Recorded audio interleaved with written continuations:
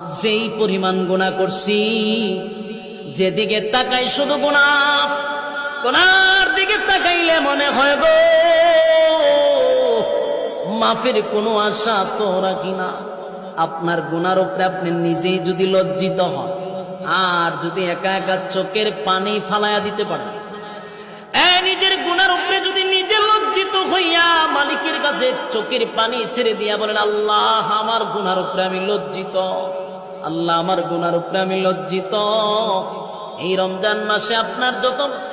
যত মানুষগুলাকে আপনি মাফ করে দিয়েছেন, আপনার যত মহব্বতের বান্দা আছে, তাদের সঙ্গে আমার মতো একটা নালায়েক রে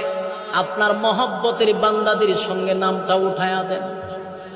এইভাবে যদি চোখের পানি ছেড়ে বলেন, মালিক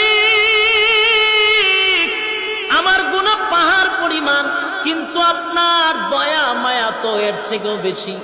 আল্লাহ